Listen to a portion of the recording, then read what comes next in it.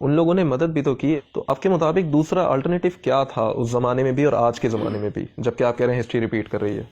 2003 تک ہر $100 کے ایکسپورٹ پہ ہم $125 تقریباً امپورٹ کرتے تھے، یعنی 25% خسارہ تھا.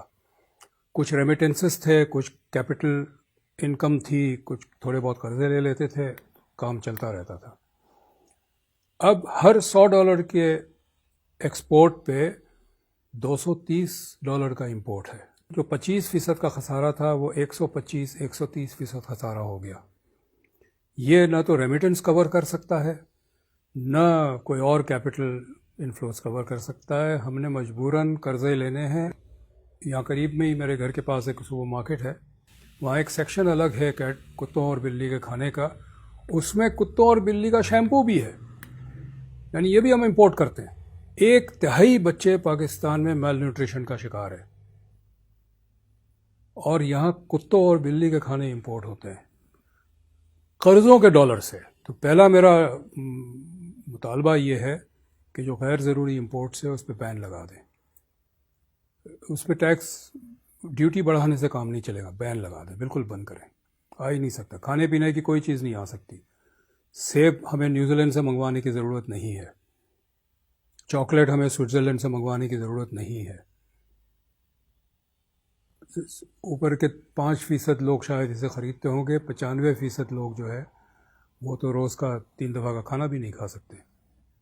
دوسرا یہ ہے کہ 17% GST پہ انڈسٹری کام نہیں کر سکتی. اس کو نیچے لے آئے 5% پہ، تاکہ کارخانے کام کریں، کارخانے لگے، نوکریاں بھی ملے گی اور ایکسپورٹ کے لیے سرپلس بھی ہم جنریٹ کریں گے. ٹھیک ہے. اچھا، یہ دونوں چیزوں سے ریونیو کم ہو جائے گا، تو اس کو کیسے پورا کرنا ہے؟ وہ ہمیں اخراجات کم کرنے پڑیں گے، غیر ترقیاتی اخراجات. آسٹیریٹی میجرز کی بات کر رہے ہیں؟ یہ آسٹیریٹی میجر میں بھینس بیچنے کی بات نہیں کر رہا ہوں. ہمارے پاس 42 ڈویژنز ہیں منسٹریز کے اسلام آباد میں. اس میں ایک ہے ڈویژن فار نیشنل ہارمنی، ایک ہے نیشنل ریگولیشن، ایک ہے نیشنل ہیریٹیج. مطلب مجھے کوئی بتا دیں کہ اس کی کیا ضرورت ہے اور یہ کیا کام کرتی ہے. پوسٹ آفس جو ہے منسٹری آف کمیونیکیشن کا حصہ ہوتا تھا، وہ الگ منسٹری بنا دیا آپ نے. پوسٹ آفس کے پہلے ایک ڈائریکٹر جنرل اور ایک ایڈیشنل ڈائریکٹر جنرل ہوتے تھے. اب ایک ڈائریکٹر جنرل اور 9 ایڈیشنل ڈائریکٹر جنرل ہے. مجھے تو یاد نہیں پڑتا کہ میں نے 20 سال میں کہ لیٹر پوسٹ کیا ہو، اور آپ نے بھی نہیں کیا ہوگا. تو میں جب غیر ترقیاتی اخراجات کم کرنے کی بات کرتا ہوں تو میں ڈیفنس ایکسپینڈیچر کی بھی بات کرتا ہوں. یہ اب ہمیں اس کو کھولنا پڑے گا. اور ڈیفنس میں 2 قسم کے ایکسپینڈیچر، ایک کامبیٹ ایکسپینڈیچر کہہ لیں، ایک نان کامبیٹ کہہ لیں. کامبیٹ ایکسپینڈیچر پہ ہم بات نہیں کرتے چونکہ میری مہارت نہیں ہے، لیکن ہمیں نظر آتا ہے کہ بہت زیادہ ایسا ڈیفنس کا ایکسپینڈیچر ہے جس کا جنگ سے کوئی تعلق نہیں ہے. آپ اگر لاہور سے پشاور جائیں، GT روڈ کے اوپر ہر 40 کلومیٹر پہ ایک کنٹونمنٹ ہے. یہ کنٹونمنٹ انگریزوں نے بنائے تھے جب افغانستان کا جنگ 3 جنگ ہوئی افغانستان کی، اور رشیا جس میں زار تھا، بادشاہت تھی، اس سے وہاں سے خطرہ تھا کہ وہ حملہ کرے گا. اب تو ماسکو تک ہمارے دوستانہ تعلقات ہیں. یہ بند کریں نا سارے، کیوں رکھے ہوئے ہیں؟ اسی طرح کوسٹ گارڈ ہے، کسی تاریخی وجہ سے کوسٹ گارڈ آرمی کے انڈر ہے. تو نیوی نے شور مچایا کہ سمندر تو ہمارا قلعہ ہے، ہمیں ہینڈ اوور کریں.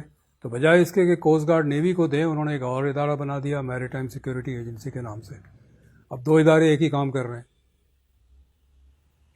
تو بہت زیادہ گنجائش ہے نان کامبیٹ ڈیفنس ایکسپینڈیچر میں کمی کرنے کی.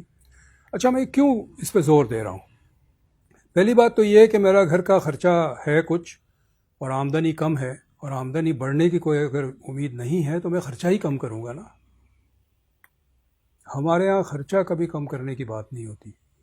جب بجٹ میں کٹ لگتا ہے، ڈیولپمنٹ بجٹ پہ کم لگتا ہے، بجلی گھر نہیں بنتے ہیں، سڑک نہیں بنتی ہے، اسکول نہیں بنتے، ڈسپینسری نہیں بنتا ہے. لیکن یہ جو نان ڈیولپمنٹ ایکسپینڈیچر ہے، سول اینڈ ملٹری، اس میں کبھی کمی نہیں ہوتی، یہ بڑھتا چلا جاتا ہے. डिफेंस एक्सपेंडिचर और नॉन डेवलपमेंट एक्सपेंडिचर इसलिए कम करने की ज़रूरत है क्योंकि ये जो खसारा है इसकी वजह से मईशत बैठ रही है, बल्कि बैठ चुकी है। इस वक्त हम वेंटिलेटर पे है।